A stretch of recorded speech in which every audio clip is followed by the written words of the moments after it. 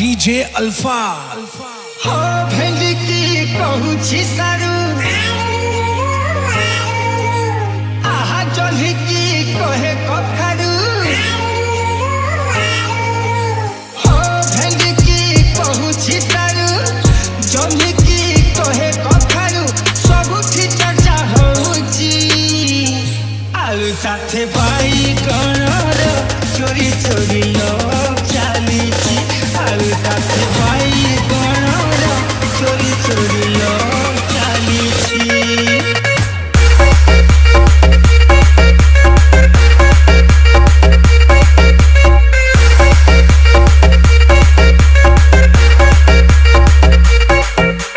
DJ Rajesh KDP.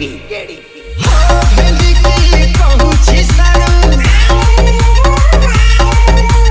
आहा जल्ही की कहे कखारू